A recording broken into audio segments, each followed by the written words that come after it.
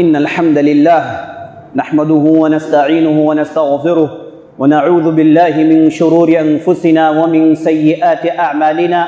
من يهده الله فلا مضل له ومن يضلل فلا هادي له، وأشهد أن لا إله إلا الله وحده لا شريك له، وأشهد أن محمدا عبده ورسوله. يا أيها الذين آمنوا اتقوا الله حق تقاته ولا تموتن إلا وأنتم مسلمون. يا أيها الناس اتقوا ربكم الذي خلقكم من نفس واحدة، خلق منها زوجها وبث منهما رجالا كثيرا ونساء، واتقوا الله الذي تساءلون به والأرحام إن الله كان عليكم رقيبا. يا أيها الذين آمنوا اتقوا الله وقولوا قولا سديدا يصلح لكم أعمالكم ويغفر لكم ذنوبكم، ومن يطع الله ورسوله فقد فاز فوزا عظيما. أما بعد، فإن خير الحديث كتاب الله، وخير الهدي هدي محمد صلى الله عليه وسلم، وشر الأمور محدثاتها، وكل محدثة بدعة، وكل بدعة ضلالة، وفي رواية وكل ضلالة في النار. فأعوذ بالله السميع العليم من الشيطان الرجيم. إنما يريد الله ليذهب عنكم الرجس أهل البيت ويطهركم تطهيرا. صدق اللہ ورسولہ صلی اللہ علیہ وسلم. تمام قسم کی تعریفیں و بڑائی و بزرگی اللہ رب العزت کے لیے ہے، جو ہمارا حقیقی مالک ہے، حقیقی خالق ہے، حقیقی مدبر ہے. لاکھوں کروڑوں درود و سلام ہو سرور کائنات، فخر موجودات احمد مجتبیٰ محمد مصطفیٰ صلی اللہ علیہ وسلم پر، جنہیں اللہ تعالیٰ نے سارے کائنات کے لیے رحمت بنا کر مبعوث کیا. میں سب سے پہلے اللہ رب العزت کی بارگاہ میں دعا کرتا ہوں کہ اللہ تعالیٰ جس طرح ہمیں اس مبارک مجلس میں جمع کیا ہے، اسی طرح ہمیں جنت الفردوس میں جمع کریں. آمین یا رب العالمین. عزیز دوستو، پیارے ساتھیوں، ماں و بہنوں اور خواتین اسلام، جیسے ہی محرم کا مہینہ شروع ہو جاتا ہے، جبکہ مہینہ جس کے تعلق سے محمد رسول اللہ صلی اللہ علیہ وسلم نے ارشاد فرمایا، شہر اللہ المحرم، یہ مہینہ اللہ کا مہینہ ہے، اور آپ صلی اللہ علیہ وسلم اس مہینے میں کثرت سے روزہ رکھا کرتے تھے، اور یہ اسلامی کیلنڈر کا پہلا مہینہ ہے. جیسے ہی یہ مہینہ شروع ہو جاتا ہے، ہم دیکھتے ہیں مسلمانوں میں سے بعض حرکت میں آ جاتے ہیں، اور بعض حضرات جن کا تعلق تشیع سے ہے، وہ بھی بڑے چاق و چوبند ہو کر پھرتی سے مختلف قسم کی حرکتیں اور مختلف قسم کی عبادتیں جن کا وہ دعویٰ کرتے ہیں، اس میں مصروف اور مگن نظر آتے ہیں. اور ان میں سے بعض کالا لباس زیب تن کر لیتے ہیں اور ماتم مناتے ہیں، چیختے ہیں، پکارتے ہیں، روتے ہیں، بلبلاتے ہیں، اپنے کپڑوں کو پھاڑتے ہیں، اور بعض اپنے جسم سے خون بہاتے ہیں اور روتے ہیں اور معافی مانگتے ہیں اللہ سے، اور اپنی غلطیوں کو یاد کرتے ہیں. آخر ان لوگوں کو ہو کیا جاتا ہے؟ آخر اس کے پیچھے کیا تاریخ ہے؟ آخر حسین رضی اللہ عنہ پر اتنا ماتم منانا کیا یہ اس کے مستحق ہے؟ یہ چند باتیں آج ہم آپ کے سامنے اس خطبے میں رکھنے والے ہیں. آئیے سب سے پہلے جان لیتے ہیں حسین رضی اللہ عنہ کیسی شخصیت گزری. آپ صلی اللہ علیہ وسلم کے یہاں کوئی لڑکے نہیں تھے. آپ صلی اللہ علیہ وسلم کے جو بھی لڑکے پیدا ہوئے، سب کو اللہ نے اپنے پاس بلا لیا. صرف آپ صلی اللہ علیہ وسلم کی بیٹیاں تھیں. آپ صلی اللہ علیہ وسلم کی کوئی نرینہ اولاد نہیں تھی. آپ صلی اللہ علیہ وسلم کی نسل چلی علی رضی اللہ عنہ سے، عقیل رضی اللہ عنہ سے، جعفر رضی اللہ عنہ سے، اور مسلم بن عقیل رضی اللہ عنہ سے. یہ 4 طریقے سے، اور ابن عباس سے. یہ 5 طریقے سے جس سے آپ صلی اللہ علیہ وسلم کی نسل آگے بڑھی. آپ صلی اللہ علیہ وسلم اپنی زندگی میں سب سے زیادہ جن حضرات کو محبت کرتے تھے، ان میں سے آپ صلی اللہ علیہ وسلم کے داماد علی رضی اللہ عنہ کے لڑکے حسن اور حسین ہیں. حسین رضی اللہ عنہ کی پیدائش ہوئی 3 ہجری میں، اور حسن رضی اللہ عنہ کی پیدائش ہوئی 1 ہجری میں. تو تو ان دونوں کو آپ صلی اللہ علیہ وسلم بہت چاہتے تھے، انتہائی قریب اپنے پاس رکھتے، یعنی محبت کا عالم یہ تھا کہ اگر جمعے کے دن خطبہ دے رہے ہوتے ہیں، اتنے میں یہ دو بچے نکل آتے ہیں تو آپ صلی اللہ علیہ وسلم ممبر سے اترتے ہیں، ان دونوں بچوں کو اپنے ہاتھ میں اٹھاتے ہیں اور پھر ممبر میں چڑھ جاتے ہیں اور اپنے خطبے کو دیتے رہتے ہیں اور ان دونوں بچوں کو چومتے ہیں اور اس کے بعد کہتے ہیں اللہم انک تعرف انی احبہما فاحبہما، اے اللہ تو جانتا ہے کہ یہ دو لختے جگروں کو میں بہت چاہتا ہوں، اے اللہ میں چاہتا ہوں کہ تو بھی ان دونوں سے محبت کرے۔ یہ تھے حسن حسین رضی اللہ عنہ۔ آپ صلی اللہ علیہ وسلم نماز کے لیے کھڑے ہو جاتے تو یہ دو ننھے سے بچے پیچھے آ جاتے، آپ صلی اللہ علیہ وسلم سجدے میں چلے جاتے تو آپ صلی اللہ علیہ وسلم کے کھاندوں میں سوار ہو جاتے اور آپ صلی اللہ علیہ وسلم سجدے کی حالت میں ایسے ہی رہتے، اپنا سر نہیں اٹھاتے تاکہ ان بچوں کو تکلیف ہو جائے۔ جب دو بچے خوب کھیل لیتے تو بعد میں آپ صلی اللہ علیہ وسلم اپنا سر اٹھاتے۔ یہ معاملہ جماعت کی نماز میں ہوتا تھا تو صاحب جانتے تھے کہ حسن اور حسین ان دونوں کو آپ صلی اللہ علیہ وسلم بہت جانتے تھے اور آپ صلی اللہ علیہ وسلم نے کئی جگہ ان دونوں کے تعلق سے پیشن گوئی کی کہ ان دونوں کو شہید کر دیا جائے گا، ان دونوں کو قتل کر دیا جائے گا۔ تو حسن رضی اللہ عنہ کو اسی طریقے سے قتل کر دیا گیا، انہیں زہر دے دیا گیا جس کے اثر میں آ کر وہ 48 ہجری میں 48 ہجری میں وفات پا جاتے ہیں۔ اور اس کے بعد حسین رضی اللہ عنہ کے ساتھ ایک انتہائی المناک، انتہائی درد بھرا واقعہ پیش آتا ہے جس کی تفصیل آپ کے سامنے رکھنے والا ہوں۔ تو حسین رضی اللہ عنہ جب تک آپ صلی اللہ علیہ وسلم زندہ تھے تو انتہائی محبت کے ماحول میں بڑے، اور جب صدیق اکبر ابو بکر صدیق رضی اللہ عنہ کا زمانہ آیا تو بالکل چھوٹے تھے لیکن اہم لوگوں کے ساتھ اٹھنا بیٹھنا ہوتا تھا۔ اور جب عمر بن خطاب رضی اللہ عنہ کا زمانہ آیا تو عمر بن خطاب نے حسن حسین کو بدری صحابہ میں شامل کر لیا، جبکہ وہ بدر میں کے میدان میں گئے نہیں تھے، لیکن دونوں کی اہمیت کو جانتے ہوئے، دونوں کے مرتبے کو جانتے ہوئے عمر بن خطاب نے دونوں کو بدریوں کا تنخواہ دیا جو 5-5 ہزار دینار کا ہوا کرتا تھا سالانہ، اس حد تک قریب رکھتے تھے اور ان دونوں کو اپنی مجلس میں بلاتے اور ان دونوں پر خوب محبت کا نچھاور کرتے۔ اور اس کے بعد عثمان رضی اللہ عنہ کا زمانہ آیا تو حسین رضی اللہ عنہ نوجوان ہو گئے اور انہوں نے ڈھیر سارے معرکے میں حصہ لیا اور زبردست لڑائیاں لڑی، جہاد میں حصہ لیا، افریقہ گئے اور طبرستان جیسے علاقے کو انہوں نے فتح کیا۔ اور اس کے بعد علی بن ابی طالب کا زمانہ آیا تو اپنے والد صاحب کے ساتھ ہو گئے اور تمام لڑائیوں میں اپنے والد صاحب کے ساتھ تھے۔ اور جب علی رضی اللہ عنہ کو شہید کر دیا گیا تو کوفہ چھوڑ کر مدینہ پہنچ جاتے ہیں حسین رضی اللہ عنہ۔ اب یہاں سے بہت سارے واقعات آپ کے سامنے آئیں گے، آپ سے گزارش ہے کہ آپ بڑے انتہائی انہماک کے ساتھ ان چیزوں کو سنیں۔ اور اس کے بعد علی رضی اللہ عنہ کے زمانے کے بعد معاویہ رضی اللہ عنہ کا زمانہ آیا جو انتہائی رحم و کرم، چین، سکون، اطمینان کا دور تھا۔ لگ بھگ 20 سال کی ان کی ایسی حکومت رہی کہ ساری دنیا میں ایسی مثالیں بہت کم ملتی ہیں۔ جب معاویہ رضی اللہ عنہ چلے گئے تو اس کے بعد انہوں نے اپنے بیٹے کا انتخاب کیا جن کا نام تھا یزید بن معاویہ۔ تو جب یزید بن معاویہ خلیفہ بنے، یہ زمانہ تھا 60 ہجری کا، اور یہ زمانے میں حسین رضی اللہ عنہ مدینے میں ہوا کرتے تھے۔ تو مدینے میں تمام لوگوں نے یزید بن معاویہ کے خلافت کو مانا اور ان کے ہاتھوں میں بیعت کیا، سبوں نے بیعت کیا۔ شروع میں عبداللہ بن عمر نے اعراض کیا، اس کے بعد عبداللہ بن عباس نے اعراض کیا، بعد میں دونوں نے خلافت کو مان لیا۔ لیکن رہے دو افراد، ایک کا نام تھا عبداللہ بن زبیر جو یزید کو خلیفہ یا پھر ان کے ہاتھ میں بیعت کرنے کے لیے تیار نہیں تھے، اور دوسرے تھے حسین بن علی بن ابی طالب جو حسین امام حسین کے نام سے مشہور ہوئے۔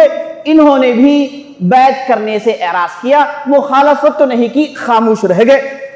لیکن یزید جو صاحب تھے انہیں یہ چیز پسند نہیں آئی، انہوں نے مدینہ کے گورنر سے کہا کہ نہیں، ان دونوں سے زبردستی بیعت لو، جبکہ قانون یہ تھا کہ اگر کوئی فرد بیعت کرنا نہیں چاہتا اور وہ مخالفت نہیں کر رہا ہے تو اسے اس کی حالت میں چھوڑ دیا جاتا ہے، اسے ڈسٹرب نہیں کیا جاتا۔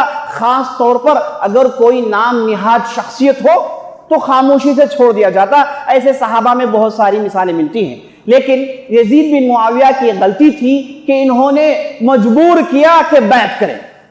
تو مدینہ کے گورنر نے بار بار ان دو افراد پر زور ڈالا کہ یہ آگے بڑھ کے بیعت کر لیں، دونوں نے انکار کیا تو بہت زیادہ جب زور ڈالا گیا تو عبداللہ بن زبیر اور حسین بن علی چپکے سے مدینہ چھوڑ کر مکہ چلے جاتے ہیں اور مکے میں دو رہتے ہیں. اور جہاں مکے کا جو گورنر تھا وہ کافی معاملہ فہم آدمی تھا.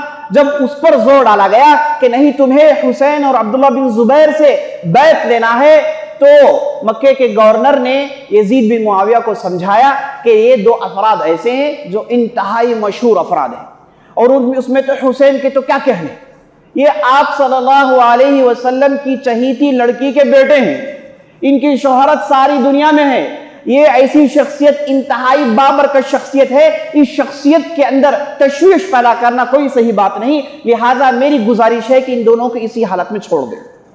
تو جب مکہ کے گورنر نے یزید بن معاویہ کو یہ بات سمجھائی تو مکہ کا گورنر اور یزید بن معاویہ دونوں خاموش رہ گئے. اس کے بعد ان کے ساتھ چھیڑخانی نہیں کی گئی. تو حسین بن علی جب مکہ پہنچے تو یہ واقعات ہیں 60 ہجری کے. مسلسل کوفہ سے خط آنے لگے, چونکہ علی رضی اللہ عنہ کے زمانے میں کوفہ میں ہوا کرتے تھے اور کوفہ کے لوگ حسین کو جانا کرتے تھے, پہچانتے تھے.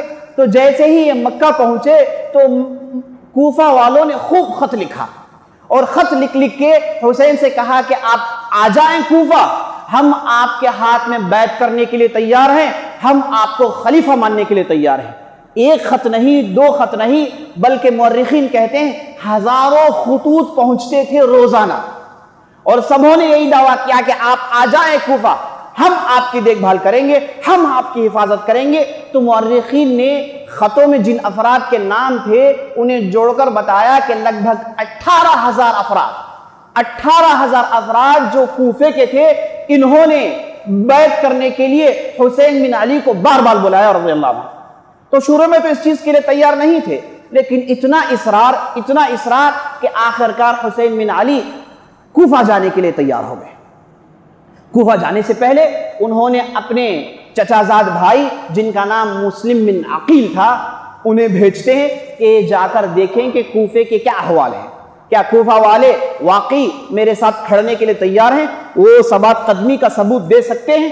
تو حسین بن علی نے مسلم بن عقیل کو بھیجا, وہ گئے کوفہ میں داخل ہوئے اور دیکھا کہ شروع میں بہت بڑی تعداد ان کے آس پاس جمع ہو گئی. سبوں نے کہا کہ آپ کیوں آئے ہیں, آپ کے چچا زاد بھائی حسین جو ہمارے خلیفہ ہیں وہ کیوں نہیں آئے. سبوں نے اصرار کیا. مسلم بن عقیل نے جب ان کی تعداد دیکھی تو فوراً خط لکھا, کہا کہ کافی بڑی تعداد آپ کے انتظار میں ہے, آپ کوفہ تشریف لائیں. یہ خط جیسے ہی نکل گیا کوفہ والوں نے اپنا رنگ دکھایا. اس وقت کوفے کا ایک گورنر تھا جس کا نام تھا عبیداللہ بن زیاد. یہ انتہائی خبیث آدمی تھا, حالانکہ علی رضی اللہ عنہ کے ساتھ ہوا کرتا تھا, لیکن اس نے اپنی گدی کو بچانے کے لیے, اپنی گورنری کو بچانے کے لیے اس نے انتہائی بدترین حرکتیں اور فتنے کیے. تو عبیداللہ بن زیاد نے دیکھا کہ مسلم بن عقیل آئے ہوئے ہیں تو اس نے کوفہ والوں کو سزا دی. اس نے کیا یہ کہ ایک کوفہ والے کو پکڑا اور اپنی عمارت کے اوپر سے نیچے پھینک دیا, اور جیسے ہی وہ گرا تو وہ آدمی مر گیا. جیسے ہی منظر دیکھنا تھا کوفہ والوں کے کلیجے منہ کو آ گئے, وہ پریشان ہو گئے. مسلم بن عقیل کے آس پاس جو بڑی تعداد میں جمع ہوئے تھے ادھر ادھر ہو کے گمنام ہونا شروع ہو گئے. تو ظہر کا وقت آیا, 18,000 کی تعداد چند ہزاروں میں تبدیل ہو گئی. اب جیسے ہی عصر کا وقت آیا تو چند سو میں تبدیل ہو گئے, اور جب مغرب کا وقت آیا تو مسلم بن عقیل کے ساتھ کوئی تھا ہی نہیں, بالکل اکیلے پڑ جاتے ہیں. تو کوفہ والوں کی انتہائی بدترین غداری تھی یہ.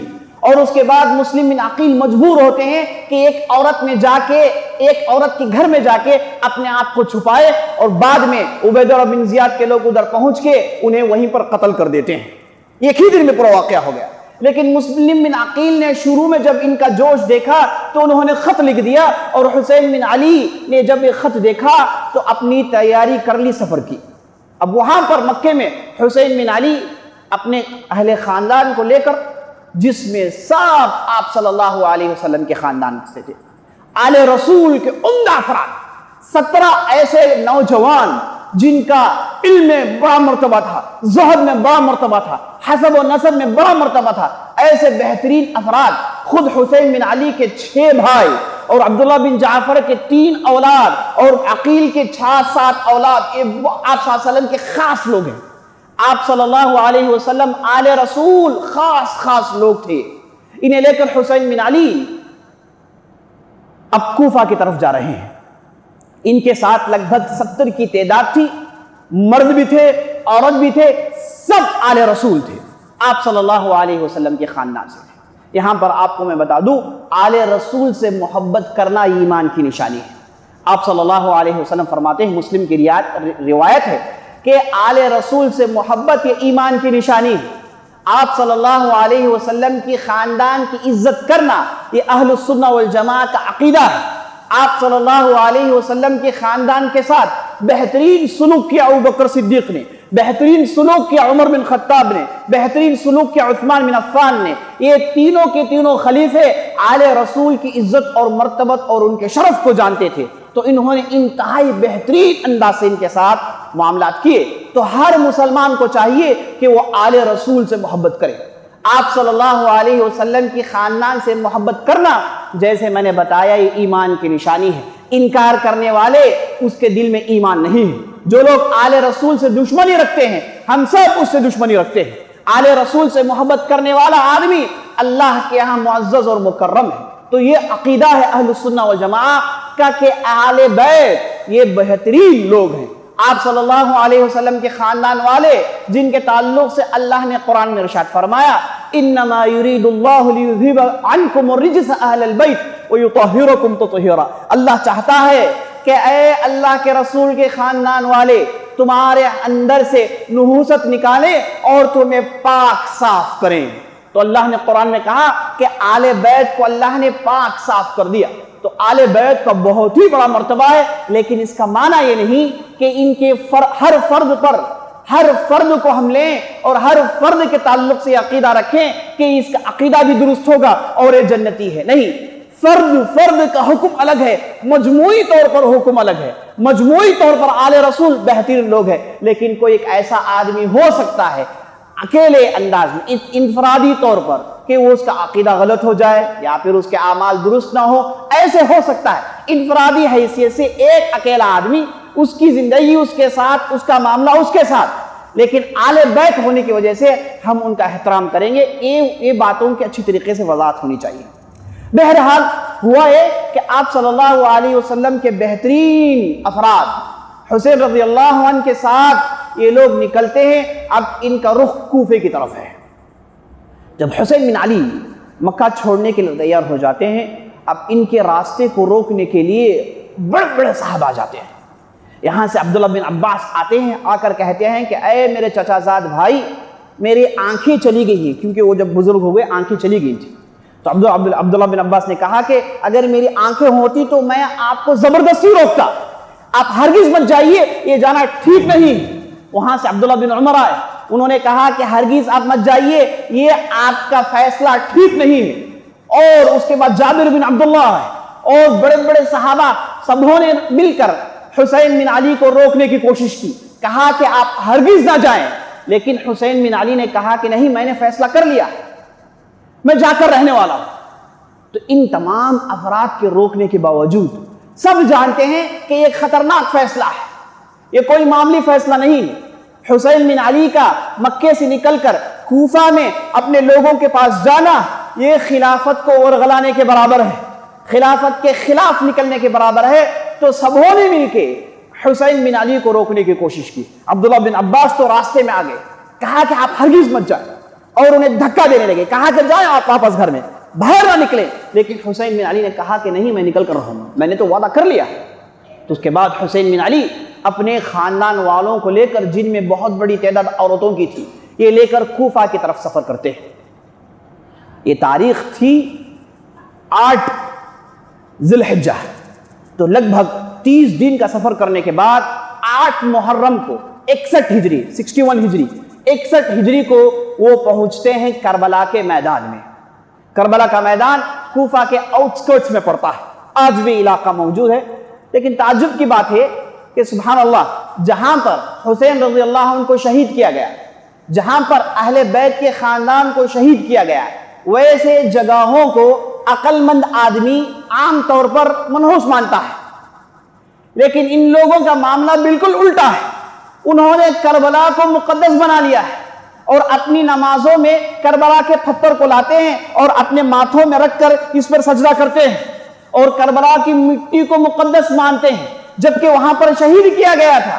اس میں مقدس ماننے کے لیے کوئی موقع ہے ہی نہیں، ذرا برابر بھی موقع نہیں ہے، بلکہ اگر ماننا ہے تو عقل مند آدمی کہے گا کہ بھائی ایسی چیزوں کو یاد نہ کرے، جہاں پر ایک تاریخی غلطی ہوئی، جہاں پر ایک بدترین واقعہ پیش آیا، ایسی چیزوں کو آدمی بھلاتا ہے۔ لیکن یہاں تو معاملہ بالکل الٹا ہے، آوے کا آوا الٹا پڑا ہوا ہے۔ یہاں پر نمازوں میں ہر بار اس پتھر کو دیکھا جاتا ہے اور اس تاریخ کو یاد کرتے ہیں، ماتم منانے کے ماحول کو پیدا کرتے ہیں۔ عجیب و غریب واقعہ ہے۔ تو یہ جو کوفہ والے تھے، ابھی آپ ان کے تعلق سے سنیں گے، جنہوں نے بار بار حسین بن علی کو بلایا، یہ سب علی رضی اللہ عنہ سے محبت کرنے والے تھے، اور شیعہ حضرات کے جو بڑے بڑے اکابر ہیں انہوں نے اپنی کتابوں میں لکھی ہے۔ توسی آپ لے لیجئے، المجلسی آپ لے لیجئے، اور اس کے بعد عباس القبی لے لیجئے، یہ ان کے بڑے بڑے ائمہ ہیں۔ انہوں نے اپنی کتاب میں لکھا ہے کہ حسین بن علی کو شہید کرنے والے یہی علی رضی اللہ عنہ کے شیعہ کوفہ والے تھے۔ تو علی بن ابی طالب کے جو ماننے والے تھے انہوں نے حسین بن علی کو قتل کیا ہے۔ تو حسین بن علی کو قتل کرنے والے کون تھے؟ اہل السنہ والجماعہ نہیں تھے، نہ وہ بنی امیہ سے ان کا تعلق تھا، نہ پھر کسی دوسرے قبیلے سے ان کا تعلق تھا۔ وہ افراد تھے جو علی رضی اللہ عنہ سے محبت کرنے کا دعویٰ کرتے تھے، اسی لیے تو انہوں نے بلایا۔ لیکن جیسے ہی ایک سزا دیکھی اپنی غداری پر اتر آئے، بے وفائی پر اتر آئے، سب کے سب چھڑ گئے، جیسے آسمان میں عنبر چھٹتا ہے ویسے ہی ادھر ادھر ہو گئے، سب گئے اپنے اپنے گھروں میں، اپنے آپ کو چھپا لیا۔ اب حسین بن علی کو کچھ بھی خبر نہیں، کانوں کان خبر نہیں، ان کے فرشتوں کو نہیں معلوم کہ اتنا بڑا غدر ہو چکا ہے، اتنی بڑی غداری ہو چکی ہے، مسلم بن عقیل کو شہید کر دیا گیا ہے، کوئی یہاں تک کہ پیغام تک نہیں پہنچائے۔ اگر یہ لوگ واقعی محبت کرنے والے تھے تو پیغام کم از کم پہنچا دیتے، کہتے کہ آپ رک جائیں، یہاں پر معاملہ بدل گیا۔ لیکن سب گئے اپنے اپنے گھروں میں، اپنے آپ کو چھپا لیا، اور سڑکوں میں سناٹا چھا گیا، سب خاموش ہیں۔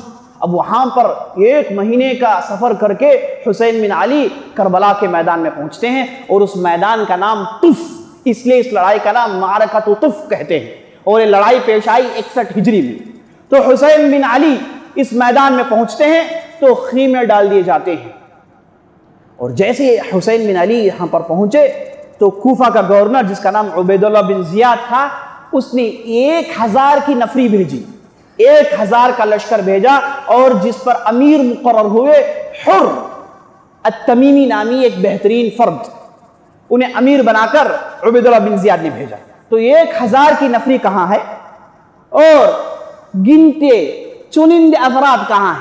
70 سے زیادہ ان کی تعداد نہیں، ان کے پاس نہ اسلحہ ہے، انہوں نے اپنے ہاتھوں میں تلوار بھی نہیں لائے تھے، یہ ایسے ہی آئے تھے، اور حسین بن علی کے ہوش و حواس میں بھی بات نہیں تھی کہ ایسی غداری یہ لوگ کر لیں گے، ان کے پاس ہتھیار بھی نہیں تھے، وہ تو آئے تھے لوگوں کی ذمہ داری لینے کے لیے، لوگوں سے بات چیت کر کے وہاں کی ذمہ داری لینے کے لیے آئے تھے، بس اس کے علاوہ کوئی مقصد تھا ہی نہیں۔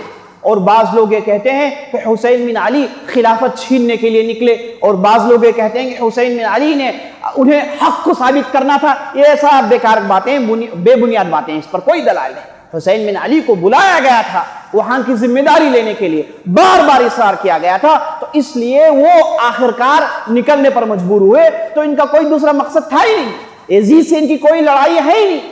یزید بن معاویہ کون ہے؟ یزید بن معاویہ کی جو بیوی ہیں جن کا نام فاطمہ بن عبداللہ بن جعفر بن ابی طالب، وہ خود آل رسول سے شادی کیے ہوئے ہیں، یزید بن معاویہ۔ تو ان کے درمیان تو رشتہ داریاں تھیں، ان سے کوئی اختلاف نہیں تھا۔ البتہ یزید بن معاویہ کے تعلق سے ہم کہیں گے نہ، جیسے امام ذہبی کہتے ہیں، نہ ہم ان پر بددعا بھیجیں گے، نہ ہم ان کے لیے جو ہے گالیاں دیں گے، نہ ہم ان کے لیے محبت کا اظہار کریں گے۔ وہ صحابی تو نہیں تھے، صحابی کے لڑکے تھے بس، اور ان کے اندر خامیاں تھی، وہ ایڈمنسٹریشن کے قابل نہیں تھے، ان سے بہترین افراد موجود تھے، لیکن معاویہ رضی اللہ عنہ کا آرگیومنٹ بالکل مختلف تھا، اس کی تفصیل میں جانے کا موقع نہیں۔ بہرحال حسین بن علی اس میدان میں پہنچے تو 1000 کی نفری آ گئی روکنے کے لیے۔ حسین بن علی کو سمجھ میں نہیں آیا، کہا کہ بھائی تم لوگ کہاں سے آ گئے ہو؟ تو حر التمیمی نے کہا کہ نہیں، ہمیں حکم ہوا ہے کہ آپ کو روکیں، آپ کو کوفہ میں داخل ہونے نہ دیں۔ تو حسین بن علی نے کہا کہ کیوں بھائی، ہوا کیا؟ کہا کہ نہیں، آپ آئے ہیں خلافت کے خلاف آواز اٹھانے کے لیے۔ حسین بن علی نے کہا کہ ایسے کچھ مقصد ہے ہی نہیں ہمارا، ہم تو آئے تھے، لوگوں نے ہم کو بلایا ہے۔ تو اس کے بعد ان لوگوں نے کہا کہ جو لوگوں نے بلایا وہ تو آپ سے ہاتھ دھو چکے ہیں۔ اس کے بعد حسین بن علی 1000 کی نفری میں ایک بہت بڑی تعداد کو دیکھتے ہیں جن کے نام جانتے ہیں، جنہوں نے باقاعدہ مکے میں آ کر حسین بن علی کے ہاتھ میں بیعت کیا تھا۔ اب یہ لوگ انہیں قتل کرنے کے لیے حر التمیمی کے ساتھ 1000 کی نفری میں موجود ہیں۔ تو حسین بن علی نے کہا کہ تمہیں تو میں جانتا ہوں، تمہارا تو نام فلان ہے، تم تو میرے ہاتھ میں بیعت کر چکے ہو۔ اس آدمی نے کہا کہ دع من هذا، اب تو پرانی ہوگی باتیں، اب بھول جاؤ، اب ہم ڈر چکے ہیں۔ تو اس کے بعد ہوا یہ کہ جب گفتگو چل رہی تھی تو عبید اللہ بن زیاد نے پھر 4000 کی نفری بھیجی، 4000 کی تعداد پھر آ گئی۔ تو دیکھیے 70 لوگوں کے مخالفت میں 5000 کی بڑی تعداد بھیج دی گئی۔ اب جب 4000 کی تعداد آئی تو حر التمیمی سمجھ گئے کہ عبید اللہ بن زیاد کے مقاصد ٹھیک نہیں، ان کی نیت خراب ہو گئی۔ تو اس کے بعد حر التمیمی جو پہلے 1000 نفری کے ساتھ آئے تھے، قائد بنا کر، لیڈر بنا کر بھیجا گیا، وہ اپنے ساتھ 40 لوگوں کو لے کر حسین بن علی کے ساتھ جمع ہو جاتے ہیں، حسین بن علی کے ساتھ جمع ہو جاتے ہیں۔ تو ان کے ساتھ جو لوگ آئے تھے انہوں نے کہا کہ حر، آپ تو ہمارے سردار تھے، یہ کیا ہو گیا؟ تو اس وقت انہوں نے تاریخی بات بتائی، انہوں نے کہا کہ معاملہ اب جنت اور دوزخ کا ہے، معاملہ اب جنت اور دوزخ کا ہے۔ کیا اللہ کے رسول صلی اللہ علیہ وسلم کی صاحبزادی کے لڑکے کے گردن میں تلوار ماری جائے گی، انہیں شہید کیا جائے گا، ان سے لڑائی لڑے گی؟ یہ کیسے ممکن ہے؟ ایمان گواہ نہیں دیتا، ایسے ہو نہیں سکتا۔ یہ کہہ کے انہوں نے اپنے لشکر کو چھوڑا اور حسین بن علی رضی اللہ عنہ کے ساتھ جمع ہو گئے۔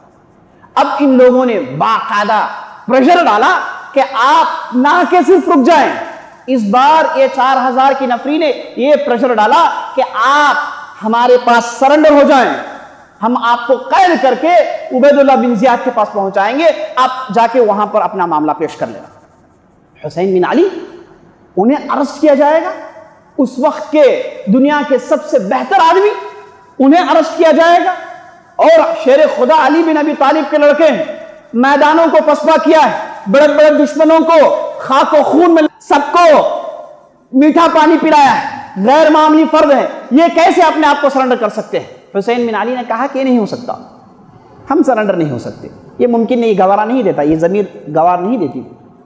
البتہ میں ایک کام کر سکتا ہوں، یا تو پھر مجھے چھوڑ دیجئے، میں واپس چلے جاتا ہوں جہاں سے میں آیا، میرے کوئی دوسرے مقاصد نہیں، فتنہ کرنا میرا مقصد نہیں، یا تو پھر مجھے موقع دیں کہ میں ہی جہاں کہیں بھی اللہ کے لیے جہاد چل رہا ہے وہاں جا کر اپنے آپ کو شہید کر دیتا ہوں، وہ میرے لیے کافی ہے، یا تو پھر مجھے یزید بن معاویہ کے پاس لے چلو، میں ان سے گفتگو کر لوں گا۔ یہ 3 آپشنز ہیں تمہارے پاس، چوتھا نہیں۔ تو انہوں نے تینوں آپشنز کو رد کیا، کہا کہ نہیں، آپ کو سرنڈر کرنا ہی ہوگا، آپ اپنے خاندان والوں کے ساتھ بطور قیدی ہم آپ کو باندھ کر عبید اللہ بن زیاد کے پاس پہنچانے والے ہیں۔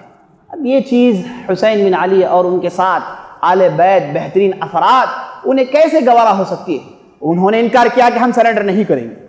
تو یہ اس طرف سے زور دیا گیا اور باتوں باتوں میں تلواریں نکل گئی۔ اب جب تلواریں نکل گئی، روکنا ممکن نہیں تھا، گھمسان کی لڑائی ہو جاتی ہے، اور 5000 کی نفری اور 70 لوگوں کی تعداد، کوئی مقابلہ نہیں ہے۔ تو انہوں نے ایک جھپکا اور آل رسول کے 17 افراد دیکھتے ہی دیکھتے شہید کر دیے گئے۔